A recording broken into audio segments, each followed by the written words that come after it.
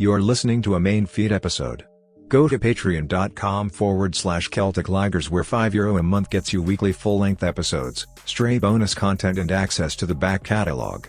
Also helps cover hosting and gives us money for sweeties. Thank you. Celtic Ligers.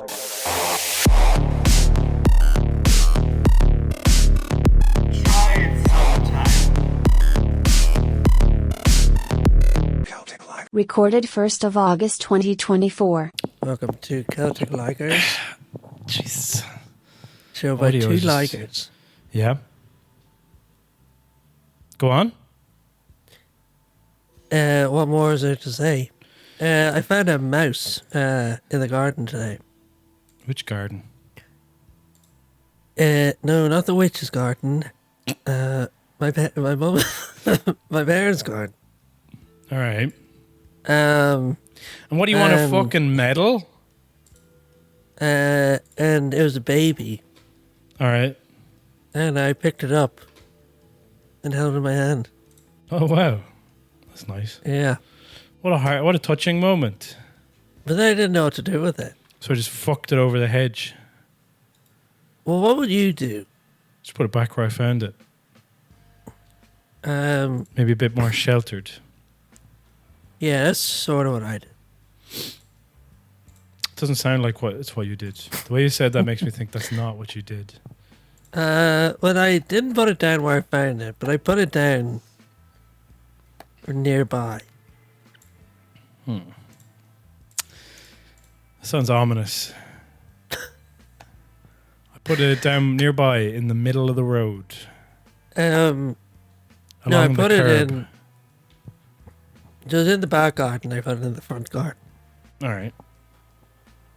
Because there's a dog in the back one. I didn't want it to eat it. All right. I'm not sure what to do with this. I'm going to be honest with you. I'm just telling you. We're riffing here. Yeah, try to riff on it. All right, let me see. Would you eat a mouse? No. Well, bad news. We're going to have to. Yeah, once Elon Musk gets his way.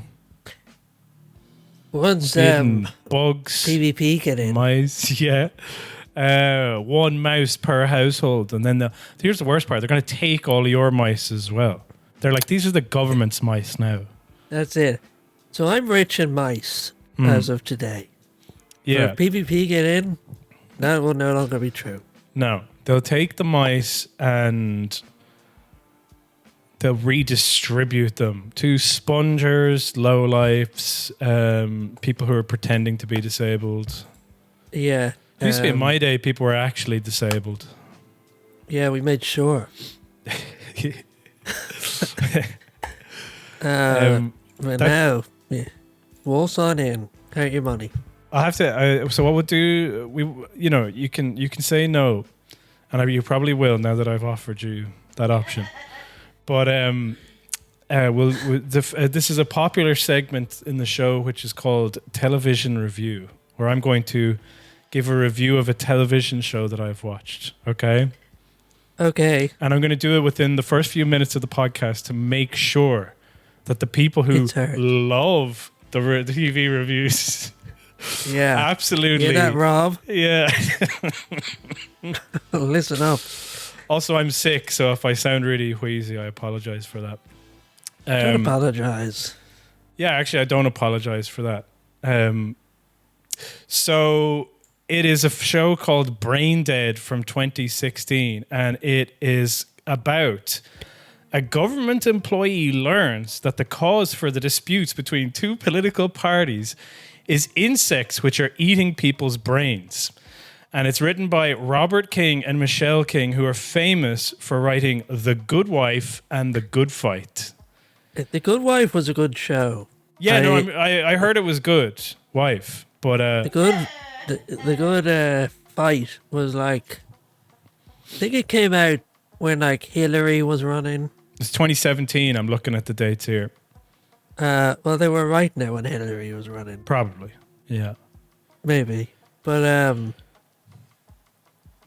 or maybe it came out when Trump won. I'd say so because there was this kind of feeling off. I didn't know much about the show. All I knew is like The Good Wife was kind of like about this like kind of sassy lady who was a lawyer, if I remember correctly. Nice ears. Nice ears. Yeah. All right. Whatever floats your boat. But anyway, when that show ended, it ended in 2016. And then this show, Braindead, was also released in 2016. And I wonder whether it was kind of their attempt at doing some sort of political satire and, you know, a little bit of a mood setting for this with Braindead. It was kind of like, Hillary's got it in the bag. So let's just talk about why everybody's so freaking angry everywhere. Do you know? Yeah. And then, of course, Trump wins. And then clearly what happened then is what I saw with The Good Fight, which is like, it's in the title. It's like, we've got to get back. We've got to talk about politics. We've got to have good, honest, decent people. And maybe they get their hands dirty, but this is it. This is like the good fight. We're in it. You know, like that's the vibe I got off it. I've never watched a single episode. Would you, in comparison to The Good Wife, what would you say? Like, you know. Well, the wife in The Good Wife is the wife of like a local disgraced politician. Okay. And then she has to go back to practice law to look after herself. Right. And she's like, I can't remember. Maybe she's an intern. Or maybe she's like the head of a company. And that lady, she's a friend. That lady's a massive Zionist as well, like big time. Like she was like, just if Gaza kids, I will look at them and I feel nothing. Do you know, mow them down. That type of Zionist. You know. Are you just presuming that 'cause she's Jewish? No, she 100% is. That's one of the things I know about her for a fact. She's like a really hideous Zionist. Well, one of her friends is Muslim in the show. Yeah, not anymore. She wouldn't allow it nowadays. And she's a cop. Mm. And then her other friend is gay. Yeah. And that's not Hillary's America, you know? 3 people locking people up. So do you think The Good Wife? You think The Good Wife style. is good, but you don't think that The Good Fight is good? I never watched The Good Fight because there's sort of a shrewish old woman in The Good Fight, in The Good Wife, who I could tolerate in small doses, but she's the main one in The Good Fight. Yeah. So, with that shrew out front and center, you know, I just flipped out. Goodbye. You've just lost my viewer. You've lost my Nielsen's You've lost ratings. a loyal customer. Yeah. I will no longer be watching this on, you know, watch TV show 123.z whatever. .ru. Another funny thing though that I found recently was, I don't know how it came to this, but do you know Simon Delaney from Bachelor's Walk? No. Do you know the fat guy in Bachelor's Walk? No. Okay. He's How in fat everything. He does like the voices for like the Tesco ads in Ireland. Very cool. He kind of just plays like a classic Dublin sort of guy. He's in the Damon Ivor movie, apparently. He plays Tricky Dicky. But he was in Coronation Street. What the fuck? Anyway. Let me look him up. Yeah. Let me look him up. But he was in The Good Wife for like 2 episodes. And you should look at it because you find his show reel online and it's literally like if somebody from Bow Street just put up their show reel, hi there, here's me, I have some bits from The Good Wife, you know, and I was like, Simon Delaney has been like the most working. He was in the Alan Partridge movie. He's been on the go since like fucking day dot. Since day dot. Here he is in The Good Wife. He's in The Mystic Knights of Tir Nogue. He's in Rat. He took a picture with the main actor. Yeah. I was like, not a fan of the show, but I love her politics. I feel like that's an Irish staple. Is you get onto an American TV show and you get a picture with the host or the. You know Yeah, what I mean? that's embarrassing. There should be nothing to you. You should be just like, yeah, no, he and I are the same, or she and I are the same. It's like, Juliana, can I get a photo with you? Would that be all right? Yeah, I'm sure that's fine. Like, she'd be just like, what the fuck? None of the extras here ever ask me for a fucking photo. Why the hell do you think, just because you have 2 lines, you think that... Yeah. It's like, I remember, you know, after one of they're now called the Paddy Power comedy festival. Yeah. And there's always, most of the time, and not this year, there's always like a big American act. Yeah. And one time, I think it was like, your man, who used to be on Comedy Bang Bang, who played the keyboards. Nick Kroll. No, yeah. What the fuck is that guy's name? I gotta see it. Reggie Watts. Yeah. Yeah. And they all went out for drinks afterwards, and everyone was trying to play it normal. Yeah. And then, like, in the middle, one guy just goes, "Can I please get a selfie?" And just like pauses the whole thing. And he said, eventually the atmosphere just died. Because it was like, That's so funny. it's like he's riffing with him or whatever. Yeah. It's better than a picture. You know what I mean? Yeah. Having a memory with him is way better than having the photo where he looks kind of like, I can see it's against his will for sure. One Have you that I ever seen saw. the picture? This is like, sorry, go on. And it's the girl from, she did loads of stuff. But she's like at the time she was like 15. All right, Saoirse Ronan. What? Saoirse Ronan. No, she was in like, I think she's the one out of 30 Rock. Okay, I think I know who you're talking. Oh Don yeah, Rice's. what the fuck is her name? I know who you're talking about. It's like Davy Shade. No, it's not her. Sorry. Oh yeah, I know who it is. She played a hit girl in Kick-Ass. Yeah. And it was like, there's this picture of her online, and she's like eating in this food court. And she's just looking up, and like there's a huge splash enveloping the whole food court. Yeah. And everyone's just looking directly at the source of the camera. That's so See if funny. I can find it. What's her I name? love Chloe Grace Moretz. I love there's a video that I found ages ago where like Francis Black or Black Francis from the Pixies is outside Stephen's Green. Okay. Yeah. And like you think that he'd be able to walk down the street, no problem. But somebody spots him and identifies him, and he has to run to get a taxi. People are mobbing him to try and talk to him. I couldn't believe what I was seeing. Have you ever seen that video of Louis Walsh where the lady recognizes him and she's filming him? Have you seen that one?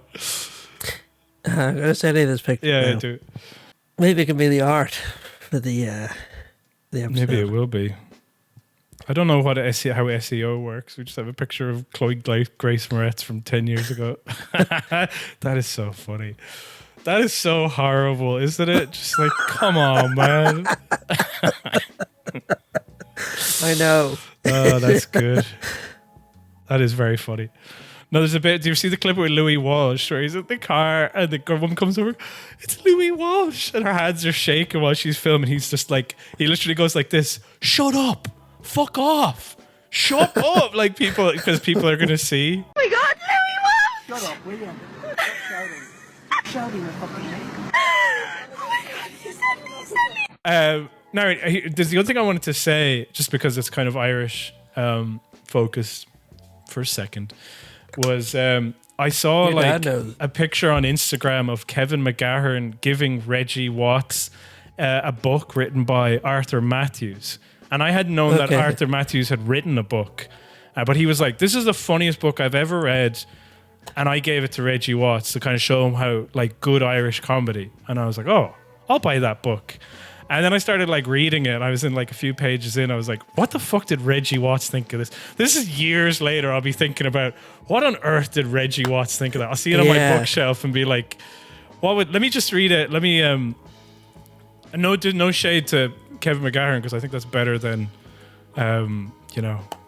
ruining the atmosphere to get a photo, unless he was the one. But No, I don't think it was him.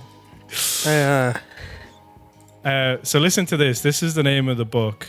It's called Owen Well-Remembered Days. Owen O'Callaghan's memoir of 20th century Catholic life. Okay? Okay. This is the fictitious autobiography of Owen O'Callaghan, writer, poet, nationalist, playwright, civil servant, commentator, non-sport, and above all, a defender of the traditional values of Ireland. He recounts the key moments in his rich life. What was Richard? Yeah? Yeah. Yeah, that would be meaningless to him.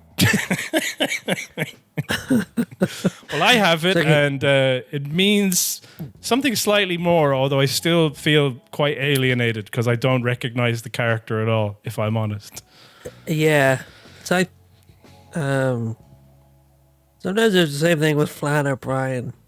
Yeah, people always insist that I like Flann O'Brien. And then he has this book called The Poor Mouth, or Unveiled Book, and it's supposed to be like a satire of those memoirs of early Irish life. Yeah. I don't really get it. Yeah.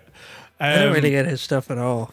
This is a little corny, but I had this class that I went to, and it's like somebody who's like a writer for Lenny Henry, and she's telling you how to write comedy. So I was like, all right. And so she went on it, and she did this little breakdown of things. And first of all, you got to have your setup. No, I don't. That's not what she said. But she was talking about how comedy evolves over time. And she showed like a Chaplin sketch where he's like eating a banana. And then he drops the banana peel and then he slips on it, you know? He peels it. He peels it with his tongue. Does he? No. It's too hot. It's too hot today. She was like, well, actually, back then, a banana would have been very funny to see a hobo with a banana, because they would have been something that you'd only have at like parties. Now you can get them everywhere. So the context of it changes. But anyway, that's a very long-winded way to say, you know, when they go, here's Flann O'Brien, and it was so funny if you were a teacher in 1960 too. You know what I mean? You'd be like, yeah. You read the Irish Times? Yeah. In the 50s? Yeah. You were screaming at this. The way you skewered the editor? Yeah. It's so funny. So droll. And then Dermot Morgan's stand-up was similar, where they were like, he just managed to capture these characters. I was like, what the fuck? Like, I love Dermot Morgan, and I would have liked to get more of him. I'd love to know more about what he thought about things and how he would evolve or develop, you know? But there's some things which are just like impenetrable to me when I go back, and that special is one of them, where he's like, this is one of the guys you see down the Greyhound track. I was like, what the fuck, you know, like what does that mean? You know, like, or when they're like, this is how your local priest was when he'd come round to ask if you were going to mass on Sunday or something. Like, what? Yeah, what is that? What does that mean? You know? I know, it's like, what is up with that cycling priest? Why does he cycle everywhere? I don't know, you have to ask him. God. But I have to tell you about Braindead really quickly. So here's something because you can't watch it, because I do think you'll hate it. But there's some stuff in it which is just like, so one of the things they have for the previously on sections of the episode, instead of showing like footage, they get your man Jonathan Colton, who did the Portal ending song, to do a little song that sums up the previous episodes. Okay. Which is kind of a cute idea, but is also like the tweest thing ever. And also, you get to see inside the liberal mindset in 2016. And the thesis of the entire show so far, and particularly this last episode, is that everybody's getting so divisive. Why does politics have to be so fucking divisive? You know? And then sure, Democrats have to do some bad things, but ultimately, for the greater good, you know? Like a lot of the best politicians. But anyway, they're trying to create a heightened caricature of each side. So obviously they kind of get the Republicans for that era pretty much down correct, you know? What is it, like a Jesus freak? Yes. It'll be like, you know, there's a guy who's like a cop in the Capitol Hill, and he dies, and they want to name a kiosk after him, and he goes, well, his name is Cherie, which sounds too much like Sharia law, and I don't think that's appropriate, you know. So Okay. like the Republicans are obstructionist and like annoying and conservative, and they don't believe in anything good for anybody.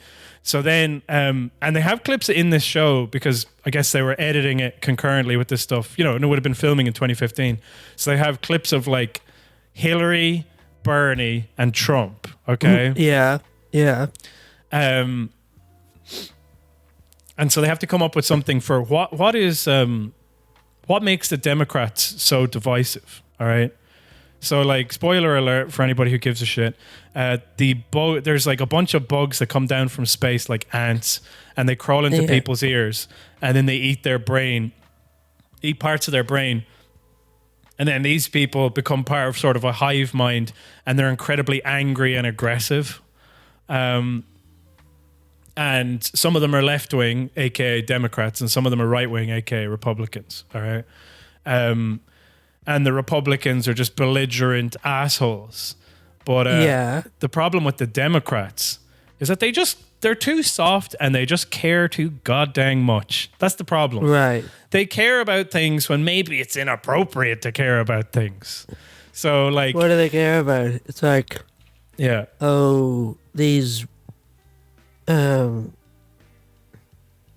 what do they care about? Sugar?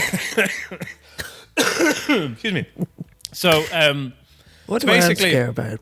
the Dirt. ants are trying to protect themselves, okay? So, Who isn't? yeah. So one is kind of, so the ants are in the brain of the guy who's head of the Republican committee, Yeah, okay? they're in everyone's brain. Not everyone's, only like key figures. So like the Republican guy and a high-ranking Democrat. And by the way, the high-ranking Republican is played by Tony Shalhoub, who plays Monk. And do you know Monk? No. All right. Okay. Anyway, So he does this very strange accent, and then I realized he's trying to do a Baltimore accent like they do on Comptown, where they like squeeze out, you know, their oohs, you know, that kind of like, Oh, yeah. ooh, went to what? How do they do that? Like Dundalk. I know, I've never ooh. listened to Calm Down. Neither do too I. I don't know racist. what. It's too. It is too racist. But anyhow. Oh man, I've been caught. Hey. So how does the worms get out of their brain? How did that? What happens to the? Do you think about it? Back then, the politicians were like, "We have ants in our brain," and now they're like, "You have to eat bugs as food." Yeah. And Which that just came- goes to that- show how the worm has turned, or should I say, Literally. ant. how the ant is fucked. There is actually a scene where two of the ants are fucking each other as well. Are they? Is one straight and one's gay, and the gay one's Democrat? No, kind of the other way around, actually. Even more perverse. Fucked up. But anyway, the ants are like, oh yeah, sorry. So the ants are like, we need people to stop investigating what could be causing this infection, you know, because they're looking into these brain-eating parasites. So they want to shut off funding for the CDC.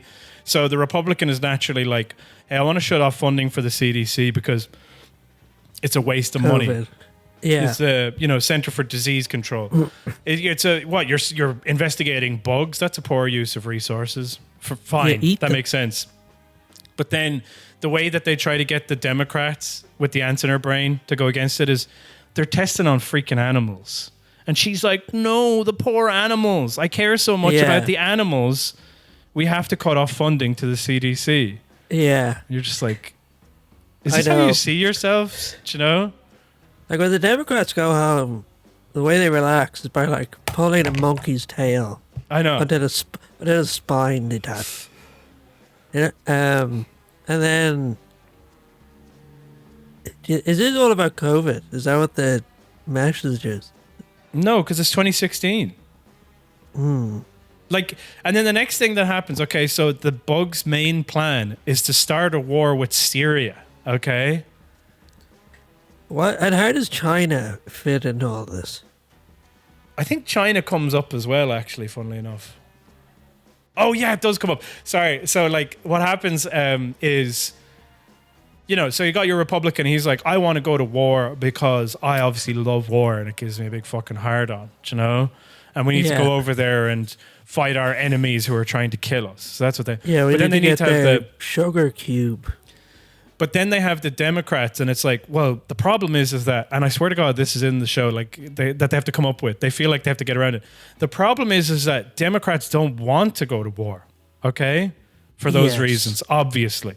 So they need other reasons to want to go to war. And so what ends up happening is they go, the reason that they want to go to war is because of they're overthrowing a dictator. Ah. You know, they're like, we got to bring freedom to the people overseas. A cricket. Yeah. Anyway, I just found that. And then they kind of create like Trump guys and Bernie guys. And then they're kind of, the whole thing is meant to be that actually like, they're actually the same. And they don't believe in compromise.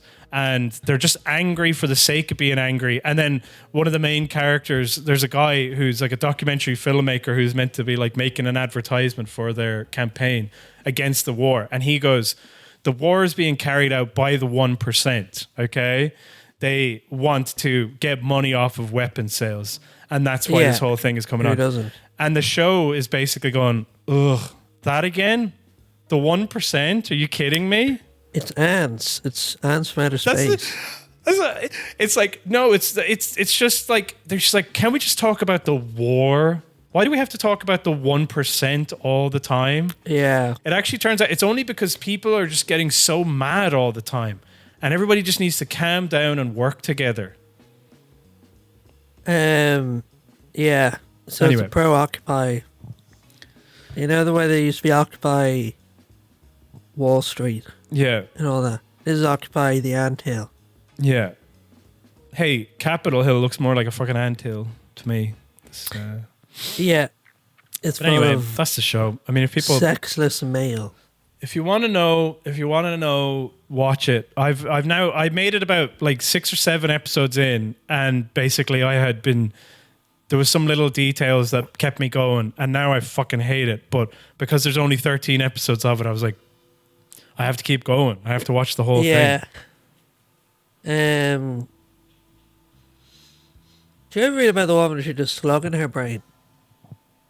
Was it called? Was she called Robert F. Kennedy Jr.? Oh, you can also say that about his dad. Yay! Oh man, we're cooking now. And now that we had that, I lost it. Oh god. Now that we have that out of the way, Braindead. Once that's not in my brain, now my brain has become alive. Actually, with the sound of fucking. So now we can get on to the news. The news of the day. Wait. Let's check the time. What are we at? Done. It's 9:15. No, I don't mean the time. All right, we're at 27 minutes recording. All right. That's enough for the news. That's good enough for the news. We can talk about the news now. What's the news? As far as you're concerned, what's the news? Okay, let me introduce the story that I've been putting a lot of thought into during the week. It's been a very eventful week, so. Yeah, I was just thinking about how no, not that one. That one's boring. I was just thinking about how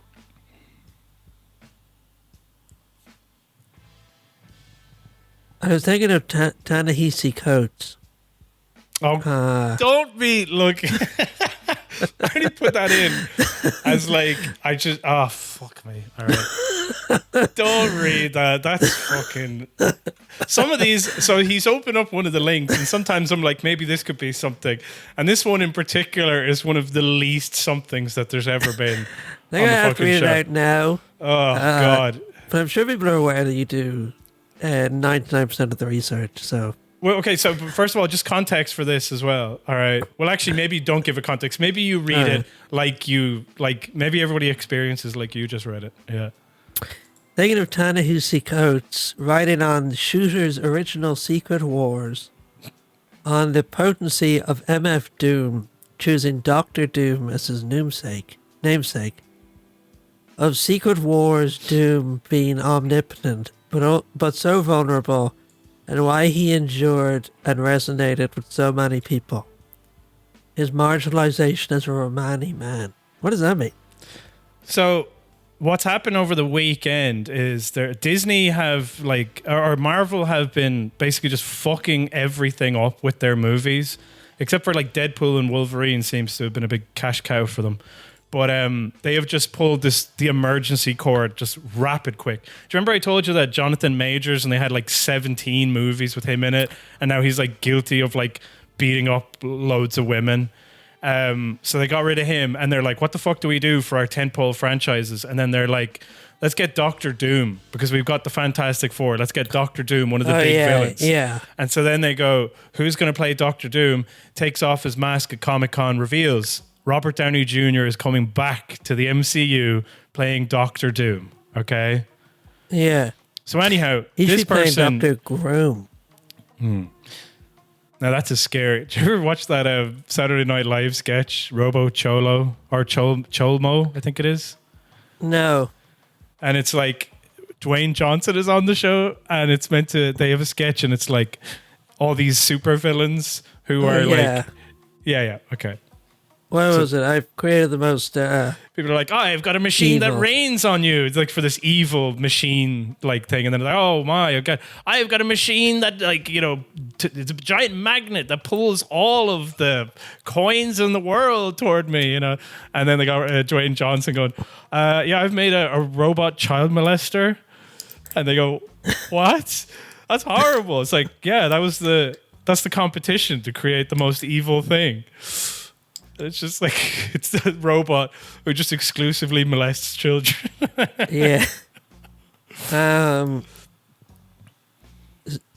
that's what Robert Downey Jr. So does. Robert Downey Jr. is playing the Robo Cholmo or whatever it's called. But anyhow, the character of Doctor Doom, I don't know how I followed this person, but they're just talking about comics all the time. And one of the things they bring up about the Robert Downey Jr. casting is that actually Doom is meant to be Romani, Dr. Doom. He comes from a gypsy family. And so they were like, couldn't you get like a Roma actor or somebody from the traveling community? And then all the Marvel guys are like, no.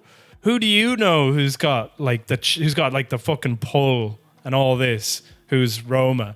And anyway, this person just pointed out like it's a very important part of Doom's character that he's Roma. Yeah. And it's also a big reason why MF Doom chose that imagery, allegedly. And then they have fucking Ta-Nehisi Coates talking about it, who was like the kind of the resident intellectual who disagreed with Obama, who Obama invited to the White House to show him being disagreed with, to be like, we take in all the people who might not like us, and we talk, and it's like Ta-Nehisi Coates, a lot of people have a lot of problems with him. But now he just writes fucking comic books. He writes like Superman and stuff like that. Sorry everyone for reading out the TV tweet. I'm only mess. That was maybe you're yeah. No, okay. I was being mean. Okay, well here's pressing news coming in over the wire. The Irish Times says, and this is a quote from the article: on the supermarket shelf, Mr. Tato felt as relatable as any other Irish immigrant in a new country. It's just why we're talking about migrants. Out of place.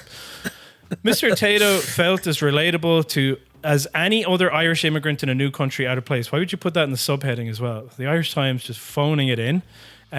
So Laura Kennedy writes, they had a Tato sale at my local Australian supermarket. There are days when you feel homesick as an Irish immigrant in Australia, and a Tato sale certainly doesn't help. It's a counterintuitive state of reality to be faced with... Wait, hold on. It's a counterintuitive state of reality to be faced by... Fucking me, what have I got? Sorry. I just have to take a picture of you while I'm reading this article. I'm sorry about You know the way when you watch Fawlty Towers and like their stereotype of the Irish guy is the builder. Yeah, the horrible builder. Yeah. Who's always like lying and stealing and stuff. Exactly, yeah. I bet if it was made now, it would just be this like man with tits who's writing it in the journal about like, just Tato crisps in Australia. I'm not saying this journalist is a man with tits. I'm just saying Why do they have to be a man with tits? I didn't get that part. it's just their, They're TERFs. You didn't write that. They wrote that because they're like, obviously, they're all fucking trans over there and they all support fucking I wasn't saying Palestine. it like that. I wasn't saying it like, I didn't mean it in the Steve-O way. I meant like, just out of shape. Oh, I see what you're saying. In the traditional way, not the modern way. Not the modern way where fucking... And Where it's like have you heard about these freaking Olympics that are happening? Man. I don't know if you've seen this as well, but people are trying to talk about... So J.K. Rowling is basically like, look at this fucking man in boxing. And this lady got punched so hard and she started crying and then she left and she was like, it's unfair. I shouldn't have to fight this man. And then it turns out it's obviously not a man at all. It's a fucking... Like, it's a cis woman. Yeah. So it was the Algerian athlete versus the Italian athlete. Yeah. So it's an Algerian athlete versus an Italian athlete. So they're going like, Algeria put in a fucking man into the Olympics. Algeria are like, how fucking dare you? Do you know what I mean? Like, they're also transphobic. So they're just like, I never put a fucking man in the Olympics. Like, never put a man in the women's section. How dare you? But yeah, no, it's just like, so anyhow, she started crying and she was like, she hit me harder than I've ever been hit by anybody. And then somebody else pointed out on Twitter, it's like, I should hope so. It is the Olympics after all. You're going to get hit by somebody. They're going to send their best, I presume. Do you know? Yeah. But anyway, anybody trying to post about it, it's been like the word cis basically gets censored on Twitter as a slur. Yeah. It's a counterintuitive state of reality to be faced with on a Wednesday morning when you're running in for milk and toilet roll as you complete what my granny called your messages. Who is this? Who's writing this? Laura Kennedy. While perusing supermarkets around the world is always a fun hobby. Again, word count. These guys just running the word count. Your local quickly becomes mundane.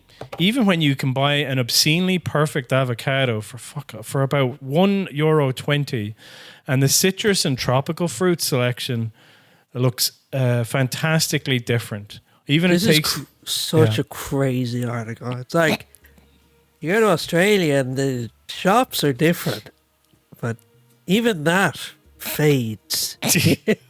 I never thought I'd get sick of shopping for things. Insert in like Hello Darkness here, Hello darkness, my old friend. And the example she uses is like an avocado. Yeah. You Probably get get on here. fucking sourdough, smash that fucker in. Here's a tip for you.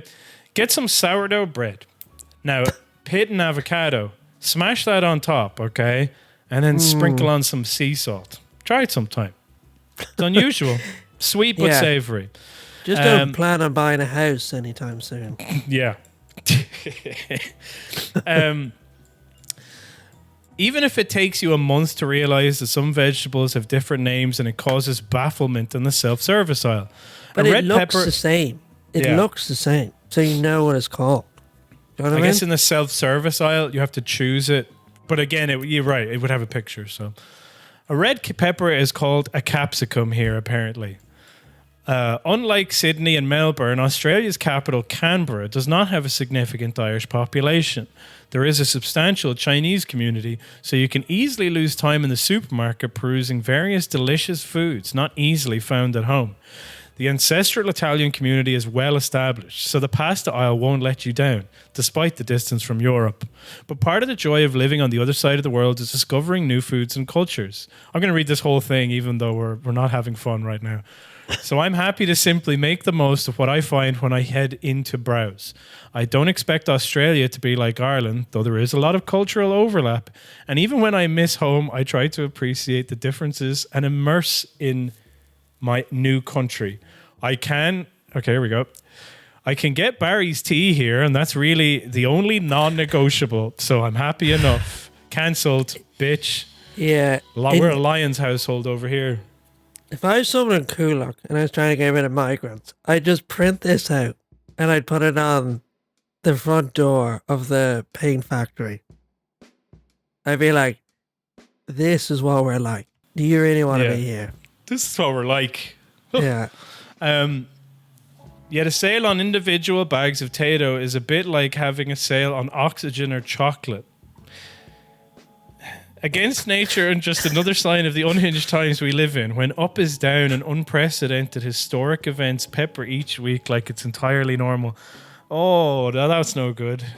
I love the idea of like going, yeah, Trump nearly getting killed, Kamala becoming the new president, all that shit going on in Gaza, the riots and Kulak. It's like, those are like historic events that are happening all the time now. And it's comparable to... Potato. It just sits up there on the pantheon. It just said they can be mentioned in the same breath, and I don't hate myself for doing that. I mentioned those events, I suppose, but I don't know what unprecedented historic events she's talking about.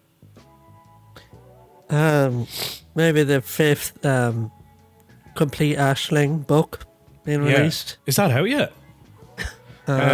We all know that a supermarket puts unloved products on sale as they stagger limply toward their sell-by date. What are you talking about? Sometimes you can get a good deal in the reject aisle, but a lot of the time it's the slightly tragic foods you probably didn't want anyway. You see them, pallid, moribund, and sweating, in fridges and on shelves. The yellow sticker of shame declaring that demand for weirdly flavored sausages or plastic-looking cheesy garlic bread or dust-flavored protein yogurt, do you want to put any more in there? Just wasn't as predicted this week. They sit there like St. Patrick's Day shamrock hats in April and Valentine's Day cards in March. Unsold, unappealing, irrelevant. When I saw a Tayto, it just keeps going. It's so long. Will I keep going or will I call it a day? What are we doing here? Keep going. Fuck. Keep reading. Yeah, I am. I just lost my place because I scrolled down. God, and I thought I'd gotten to here. When I saw it, what's up? Zainab wants to ask a question. What's up? Who is this? There's some lady in the Irish Times that they gave column inches to. That's like the essay you write in college. Yeah, I know. Or, no, When I secondary school. Zainab, we got a lot to get through here. Sorry. When I saw a Tayto display in my local supermarket at all, I was shocked. Generally, Irish foods are subsumed under the UK shelf label here. They display Barry's tea next to Bovril, and you just have to accept you can't that. have 2 mentions of Barry's in the same article. This far from home, people don't really get the nuances, and that's fine. But seeing a wall of Taytos more than 17,000 kilometres from home brought back how I felt seeing Willie O.T. walking around Limerick all through my childhood. Or as though I'd suddenly happened upon Michael D. That seems like you can't... We're talking about this needless repetition that keeps happening, but that's another one where you go Willie O.D. and then Michael D. Do you know? Yeah. It's poetry. It rhymes. I'd suddenly happened upon Michael D. slicing ham behind the deli counter. Just not quite what you'd expect. Imagine seeing this in person. There's this woman having like an orgasm seeing potato crisps. It's like, have you ever watched Barry Lyndon? No. It's a great film. But anyway, hey, you It's heard about of an this Irish one? guy in England. Not in England, but yes. Well, no, he does end up in England, I think, at one point. But anyway, and he's like, the potato are different here. Yeah. No, there's a bit in Barry Lyndon where basically he is discovered as a deserter and then he gets taken in by, I think, the Prussian army. And then he kind of becomes a loyal servant to them. And at some point they're like, okay, we're going to need you to go undercover because we have a belief that this guy is an Irishman who is pretending to be of nobility or something like that. I can't remember. And we need you to verify that. You can say that your muddled accent is as a result of being from the Netherlands and fighting and whatever the fuck it goes on. But anyhow, when Barry goes in and hears this guy speak for the first time, it's been like 10 years since he heard an Irish accent. And he becomes so overwhelmed with emotion that he can't go through with it. And he has to reveal to this guy. And then the both of them are crying and embracing because they're like 2 Irish men who have like found each other in the middle of this strange land. But that's what it's like for her. She's in Australia and she's doing the shopping. And then she sees the Tayto and just like falls to her knees and is just, like, you know. The Chevalier was as much affected as Barry at thus finding one of his countrymen. For he, too, was an exile from home, and a friendly voice, a look, brought the old country back to his memory again. Yeah, I read this weird article once, and it was in there like, it was the American Journal of Hiberno Studies. Okay. And it's all about Irish, and like, Skull writing shapes about and- Irish yeah. society, whatever. And then one thing they were like, one of this article was like, the modern Irish identity is just based around consumption of Yes. particular product. Yeah. Like, it's Yeah. just that. So like, Yeah. Barry Lyndon, he like you say, he meets another Irish guy. Yeah, and he exactly. bursts into tears because they have a shared history, whatever. Yeah. Whereas for this woman, it's just like, it's crisps. It's the tea cozy that's shaped like the president. Yeah. It's the guy that Blind Boy talks about in memes. And like, that is what it is to be Irish. Like, what do you think someone like her likes about Ireland? Like, do you think there's anything more than like, she likes reading like Daily Edge articles about crisps or? I think I kind of feel like I have access to this mindset, but I grew out of it. Where it's like you're somebody who like, she grew up in Limerick, you know, or if you grew up in like Galway or even anything like, you know, not even like, I know it's still a city, but like, you know, it's more rural. It's not Dublin for sure. Certainly isn't. But you're kind of like, you know, like I would be doing like creative writing. I had a poetry class one time, and then everybody in Irish was like, Dean, did you do the homework? And I was like, they were like, no, I was at training. We should be doing your homework before you go to training, you know? And then eventually you get to me, and then it's like, you didn't do the homework. I was at a poetry class. The guy's like fucking nearly had a stroke, you know? Like, it's just that's the type of person where it's like, you shouldn't be poetry. You should be doing, you know, training. Doesn't matter what sort of training. You should be doing training. But I think then what happens is you go to Dublin, you become a writer, and then maybe even you move over to Australia, and then you made some connections in Dublin, and then you start writing articles, and it's like, I'm going to write about what it means to be Irish, but you're not Irish, effectively. Do you know? Yeah. That's why you can only grasp at these things, which are like, Tato, Michael D, Spice Bag, you know? Yeah. I wonder when she left. I wonder do you think she's aware of spice bags? Yeah, Or do you think she'll come home and she'll be like, the Ireland I loved is gone. Why is no one eating chicken fillet rolls? Why are they all eating this spice? Like, the other thing that happens, the man in the black pajamas, his Twitter account is very good at chronicling all of these, but like, it's a staple. We're reading currently now probably the best example of a classic genre, which is the expat column, do you know? Yeah. Where some young person, it's like, I love Dublin, but Dublin didn't love me, and now I live in fucking Berlin, Australia, or most recently after that horrible incident, fucking Dubai, and I have to talk about how nice Dubai is or isn't, but it's always like, you know, I don't know, it's this thing where it's like, you made that choice, man, do you know? Like, there are also people who stayed, but like, you'd stayed, you know, like, some people are forced to move for work, and then other times you're like, you know, you wanted to leave. And these people, mostly in the Irish Times, the ones who are writing the articles, you wanted to go. But then that's the best cash cow, is to be this nostalgia stuff. Do you know? Yeah. Like, I feel like a lot of these people, like, a lot of these expat things, they're just like, they miss their family. That's really it. But for some reason, they're like, well, that's not good enough. I have to miss Ireland. You know? Yeah, and then it's also, I think it's also revealing of like, you don't like Ireland, do you know? Yeah. Because these are the only things that you can think to miss about the place. Yeah. Stuff that you can get in Australia, apparently, you know? There's a book called The Baron Maker by John B. Keane. And it's all about this, it's like this, they're doing the rent, you know? Yeah. And the local Monsignor is cracking down. He doesn't want it to happen this year. It's like about this standoff between, these two camps. Mm. And everyone's just always going this country's so awful, Yeah. And then it's like, oh, my daughter's over in somewhere like Slough. And Yeah. she has a fridge. And at the end of the book, everyone moves to Slough. Yeah. And because everyone, not the whole town, but loads of people. And because they're there and their family are there, they're just really happy. You know what I mean? Yeah. It's like, this place is much better than, having the Monsignor ruin all the fun.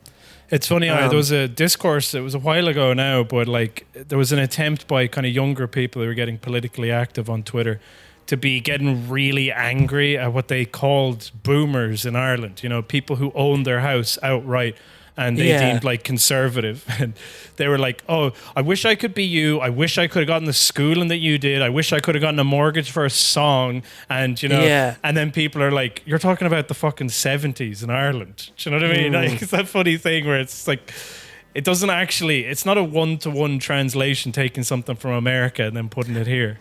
I know. Ireland is a tough place to live for a lot of people. But seeing a wall of Tayto, I already said that bit. Emilio D, just not what you'd expect. At first, the Tayto display felt like an unanticipated embrace from home. On closer inspection, I realised what was up. This wasn't a diplomatic triumph of Irishness on the international stage. What? It wasn't a corporate crisp war or some sort of Tayto takeover of the Australian market. It was Ireland's primary export, after Kerrygold and Botox, being offloaded because the sell-by date was rapidly approaching and not enough people here recognise or appreciate the hypnotic bang of onion that emanates from an open bag of crisps. Yeah, it's almost like they have crisps in Australia. I heard about the guy who's the bartender at my local in the Friary. Yeah. Shout out to Di. How insane do you have to be, to genuinely think that Tayto are the best crisps? Do you know what I mean? Yeah, no, obviously they're you can like them, and it could even be your favourite, and you might even think they're the best in Ireland. Yeah. But it's you have to understand that it's a meme. You can't be going over to Australia and being you haven't heard about Tayto? They're the best crisps. Just wait until you have a Tayto. You'll change your mind. But yeah, Daya was like, cheese and onion, two things combined to be lesser than the sum of their parts, Why do we, Disagree. a cheese and onion crisp? Huh? I like cheese and onion sandwiches. Yeah, I do too, actually. So. Yeah, you got me there. How's that lesser? All right, you know what? Fuck you, Di. We're calling you out in this podcast, actually. I've turned it around. So what was it? Open bags of the crisps I grew up on. They had yellow stickered national treasure, Mr. Tayto himself. Emmett Kenny drew a picture for Joe for her friend. And it was Joe's, I don't know whether it was for a friend, I can't remember. It was her partner or something. But it was I think it was Joe's cat, okay? It was Joe Heffernan.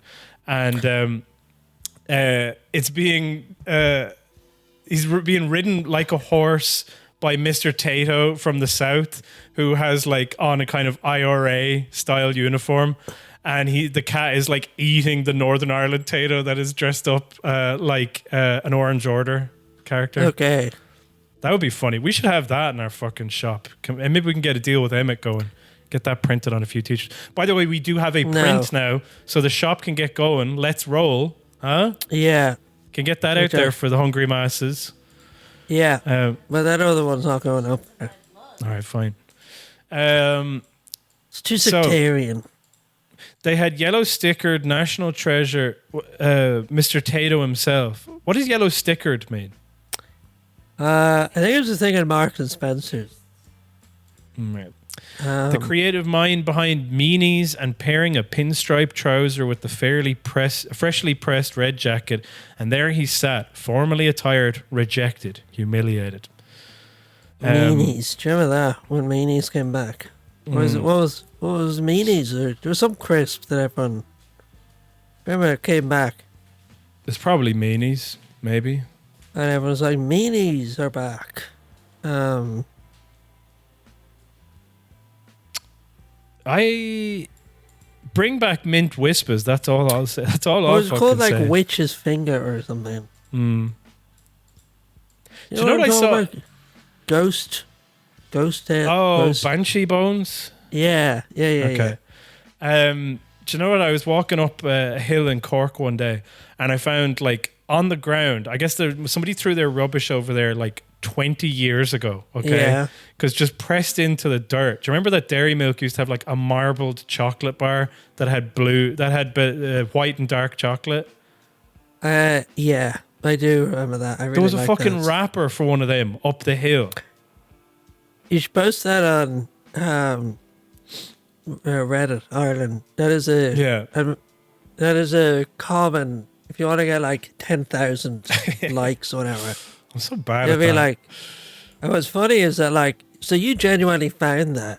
Yeah. So it's like that is interesting. Whereas people just be like, anyone remember these? And it's like a picture of like the old like King Chris bag or something. God damn, man. This is. Do you know what this is also reminding me of? It's also reminding me of when people, the Rick and Morty fans, got really upset about the Szechuan sauce or whatever it was. Yeah. It was like, where's my fucking sauce? And you just kind of have this thing where it's like people have given up expecting anything better. They don't like, Yeah. you know, like a lot of people, the Brits would be like, or not the, people in the north of Ireland would be hesitant even to, I know it's Brits. I was going to say this because, no, I wasn't equating them. I want that on the record. But they were saying, like the NHS. Do you know what I mean? The NHS is fucking huge. Like that's a big thing there. Oh, I missed the NHS, or I missed. Yeah. Well, we miss our crisps. Well, we miss our fucking Tayto. But we don't have to miss them for long because they're on the shelves in Australia. Yeah. Okay, so here we go. She's still talking about the way that Mr. Tato looks. A sort of tragic carbohydrate-rich Humpty Dumpty figure. Naturally, I bought 19 bags as an act of patriotism, and now have to figure out how to eat them all within 2 weeks. I would say also that the best before is just a guideline. You can probably eat them after that. Yeah. After Is which that point they'll best go off. a marketing strategy? You know what I mean? It's like, don't worry, these are food. Yeah. They can go off. Each time I open the kitchen cupboard, I'm met by the slightly shark-like black button stare of Mr. Tato, abandoned and disrespected on this continent so very far from home. I prefer the salt and vinegar flavour myself, but it feels as though it would be rude or possibly treasonous to admit that under the circumstances. It is interesting that as an immigrant, your culture is often both enriched and flattened by the distance from home. You gain a tolerance for and appreciation of Irishness that is usually less actively nurtured at home, in part because we necessarily take for granted what is always immediately accessible to us.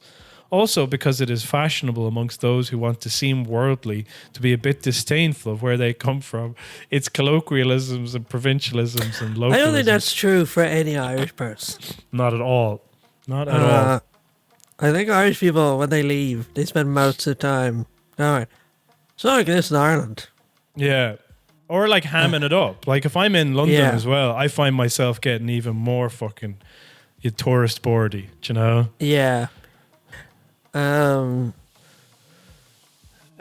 also, like, she's like, most people, they seem to kind of give up on their colloquialisms and provincialisms and localisms and whatever. And then you're just like, did you include any of those in this article? Do you know what I mean? All you're talking about is crisps. You don't use any sort of turn of phrase or something that could literally only exist in Limerick or, Yeah.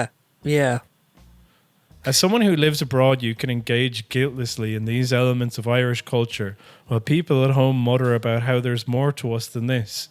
There's more to Ireland than this. Oh, she got us. Hey. Hey. Yeah. Oh, she skewered us. Sorry about that.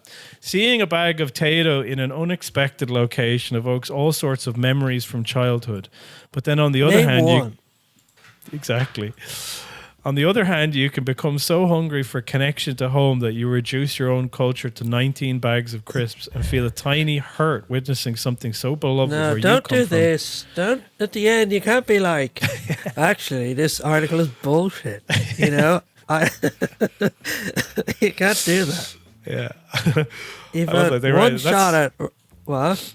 It's just the most Irish Times way to write, isn't it? Yeah. Like, here's my thesis, but actually maybe it's wrong. And in conclusion, I got paid all the same, you know? Like, I guess, you know, how many pages are in a newspaper? It must be hard to find all. Like, do you ever think that some days they go, oh, we had like 30 last week, but it'd be all right if we only had 10 this week because we don't have enough. Like, yeah. We don't have enough news. I was surprised, actually. Zainab got the New York Times, or maybe she just picked it up somewhere. But on the front page of the New York Times, they have like the opinion section. Did you know this? No.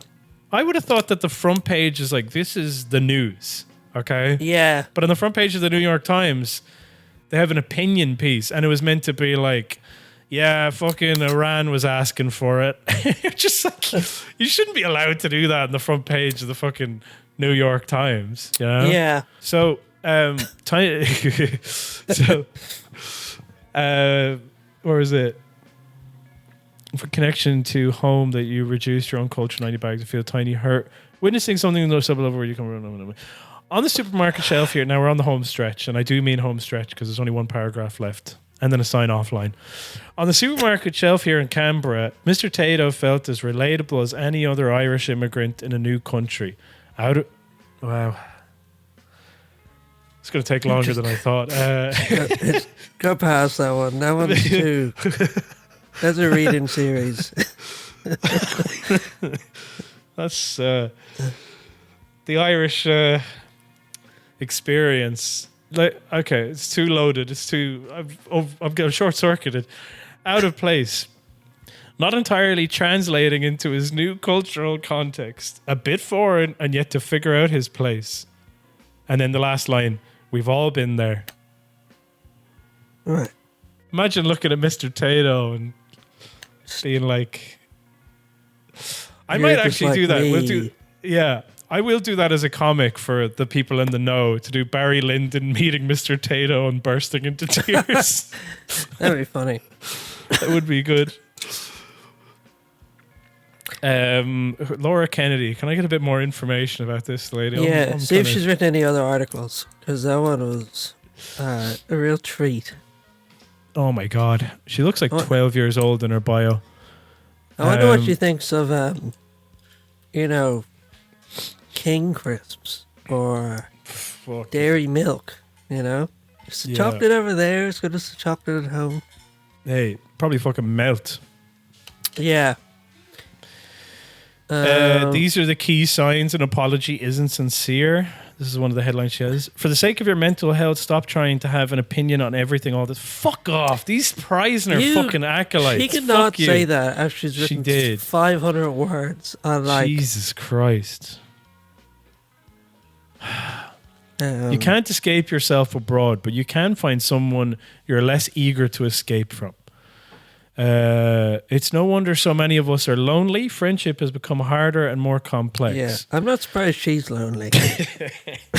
I'm kind of like, is it like these are mostly like women who write these things? Sometimes I'm like, are we just dragging these ladies? No. Okay. That's not. It's not a gender thing. To write an article like that. No.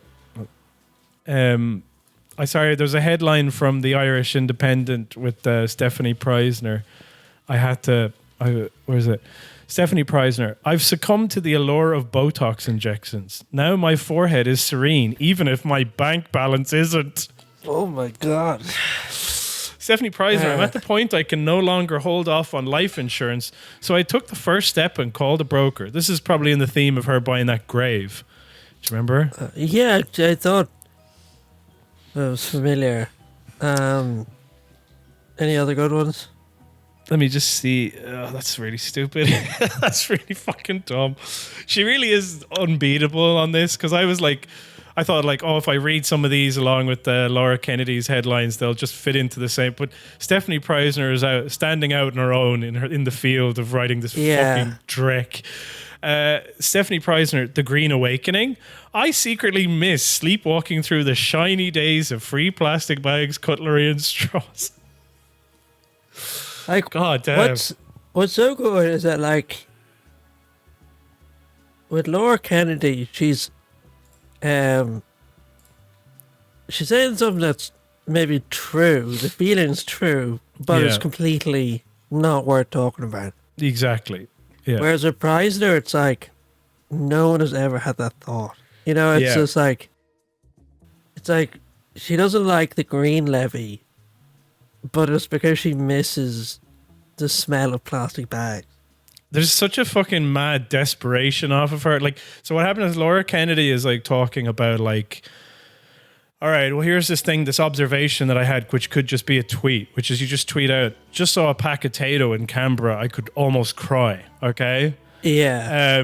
Bought 19 of them because I didn't like seeing his lonely eyes looking back at me. Do you know? Yeah. You'd be like, that's funny.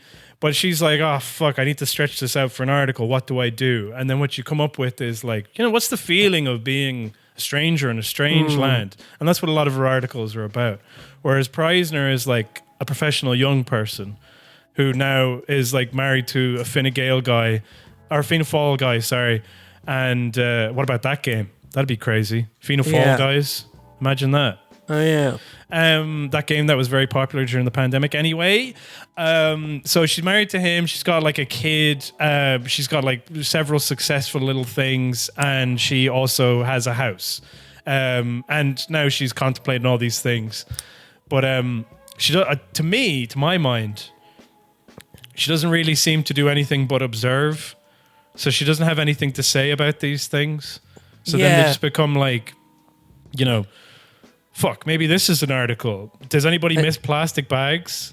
Like, her article what the fuck, man? would be like, what would she have to say about Tayto, actually? I think I could imagine this one. It'd be like, well, most people used to like Tayto growing up. The smell of them always put me off. But it's hard not to say when you're at Christmas with the family and that box comes out. And that smell just evokes so much. What is it about things that are unpleasant that we don't like but can somehow give us nice feelings? Anyway, the Mayo man loves a good pack of Tayto. He's a salt and vinegar fella himself. This is until they got rid of sour cream and onion. Does anyone remember that? Anyway, I told him he can only have one pack a year and he has to eat it in the car away from me. Bye for now. You know, like, that'd probably be it. It's like, this lady is trying to think about how do I tie all these themes together and this idea of what it's like to feel lonely and whatnot. And then Stephanie Preisner is more like, just fucking... Why don't I always bring this one up, but it's like, why don't I have my book, How to Even Adult, which I opened in a Nando's with Noreen O'Sullivan. It's like, what the fuck are you talking about? What do those disparate things have to do with each other? They're so fucking insane. She doesn't even have the respect to try and like tie them together in some sort of theme, you know? Yeah. Just presumes like, because I think about these things, you guys probably do as well. Otherwise I wouldn't be famous. Famous, air quotes, Irish famous. I mean, it just means you get a column and you're able to have a nice little bit of a living if your partner also makes some money. Yeah, we love her though. We do love her. Let me see if she's got another good one. Oh yeah, this one's great. That's the end of the free bit. To hear the rest, go to patreon.com/CelticLigers. Thank you very much.